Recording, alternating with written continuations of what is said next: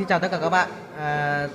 Hôm nay mình quyết định mình sẽ làm một cái clip để mình hướng dẫn cho tất cả các bạn một cách chi tiết, một cách cụ thể.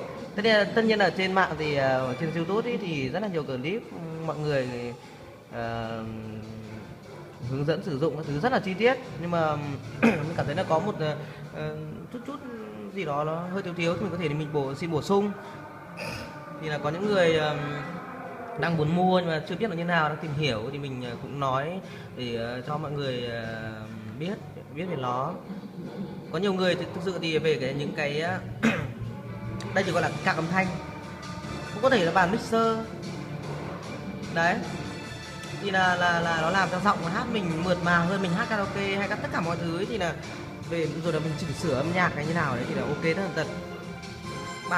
Cái loại K10 này này, ờ, tiền nó rất là đáng đồng tiền bát gạo. Nó không nhiều tiền, nó chỉ hơn 1 triệu, 1,2 triệu, 1,3 triệu, nhưng mà nó mang lại một cái âm thanh, một chất lượng. Thứ nhất là âm thanh của nó là cái âm thanh của nó là nó không có tiếng sôi, không có gì cả, nó êm ru. Đây là mình đang dùng cái mic loại bé tí này, mình thử, nhưng mà tí mình sẽ cắm thử cho các bạn xem âm thanh chất lượng nó như nào nhé. Tai nghe mình chạy tai iPhone bình thường thôi. Còn về các cái lỗ này, lỗ cắm này nó đơn giản, rất là đơn giản. Nó có ví dụ như 2 cái lỗ ngoài này, này cho nó led lên này.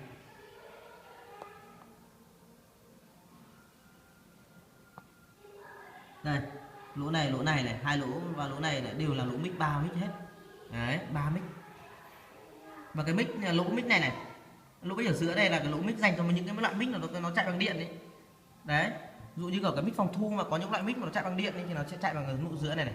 Đấy, còn 2 cái lỗ bên này là lỗ tai nghe, và nó 2 lỗ đều là lỗ tai nghe, nó là đầu ra để có thể mình nghe 2 bộ tai nghe.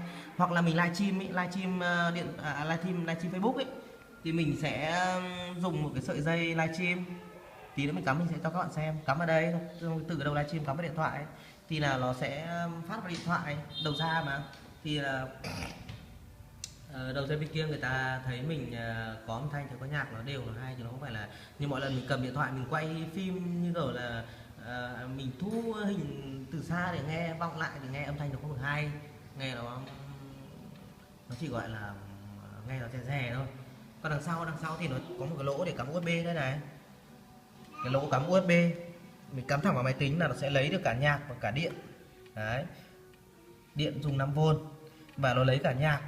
Đấy, nhạc từ máy tính. Đây, tí mình sẽ hát thử một bài rồi một nửa bài cho các bạn nghe nhá. Âm thanh nó rất là tuyệt vời, nó trong veo luôn, trong veo. Thì mấy cái nút này thì nó không có gì đâu.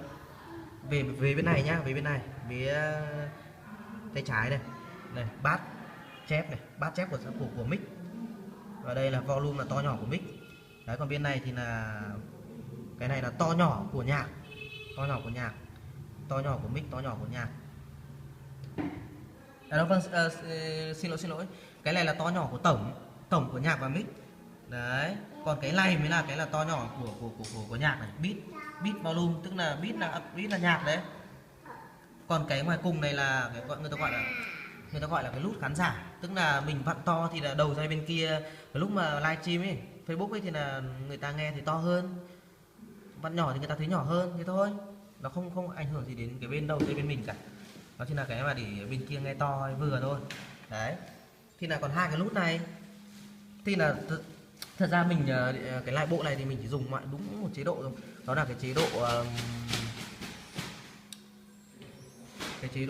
các cái chế độ vang, các bạn chọn thấy cái vang nào thích thì mình chạy thôi.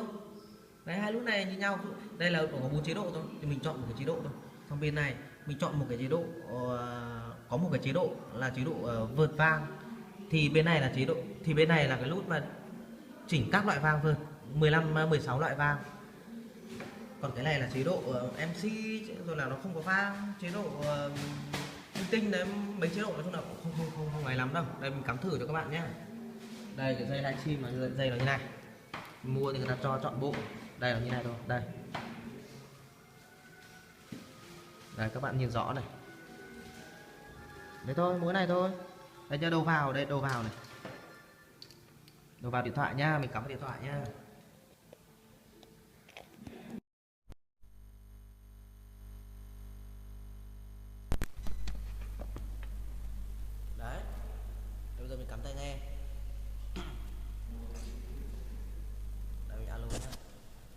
Alo. Đấy, các bạn thấy nó vang đúng không? Đấy, tiếng vang nó hay không? Đấy, âm thanh không có tiếng sôi, không có một tí gì cả. Chẳng qua đây là mình dùng cái mic nó rất là rẻ tiền, nó lại còn lung tung ở trong ấy, cho nên nó hơi sôi tí. Còn nếu mà cái mic bạn mua mic phòng thu nó tầm hơn triệu ấy, thì nó không có một cái tiếng gì cả, mà bạn chỉ việc hát thôi. Đây là mình thử hát nhá, hát cho bạn nghe nhá. Mình sẽ hát thử. Đấy, các bạn nghe hay không?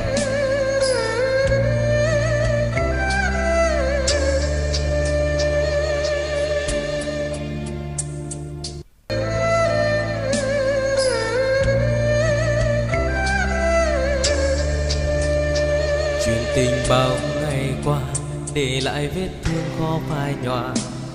Từ khi anh nhận ra là em đã yêu người ta, người tình bao ngày qua giờ nhìn thấy nhau như xa lạ. Vì em đang rất vui bên người ta, thà đừng nên gặp nhau, đừng tìm đến nhau lúc ban đầu. Giờ không yêu gì nhau mà gieo cay đắng nên đời nhau. Và từ nay về sau đồng lại biết bao nhiêu ưu sầu. Thời gian nào bôi xóa đi được đâu. Bạn thấy hay không? Tình là chi đây người ơi, mà ta cứ níu tay với, càng vươn tới càng thêm xót xa cho cuộc đời.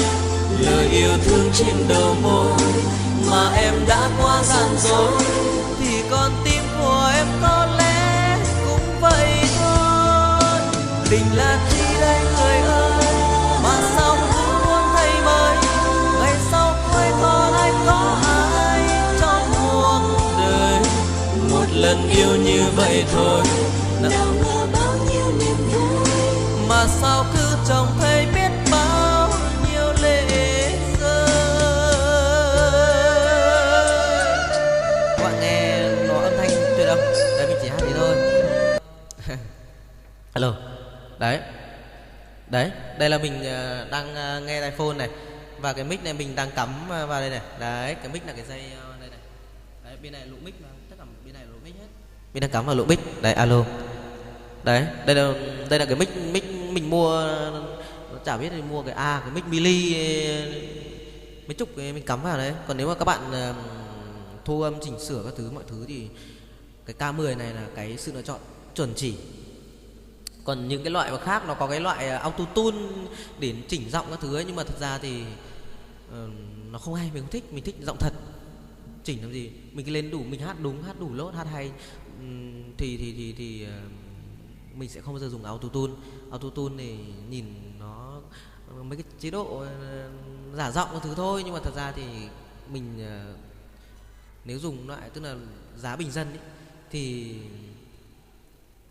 mình ví dụ mình muốn ít tiền mà mình muốn hay ấy, thì mình chọn loại này.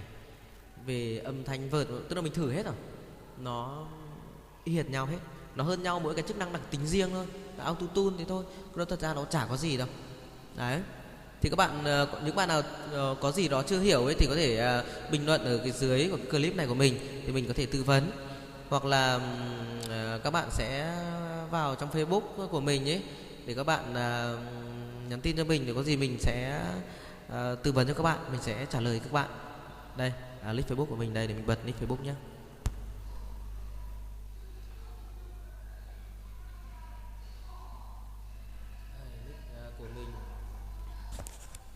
Nick của mình là tìm lại bầu trời. Đây. Đấy, tìm lại bầu trời. Đó, ảnh lên của mình. Đó đó. Đấy, các bạn tìm lại bầu trời. Đấy các bạn. Rồi, bây giờ thì xin chào các bạn nhé. Chúc các bạn sẽ sở hữu nó và có những cái bản thu âm tuyệt vời. Chào các bạn.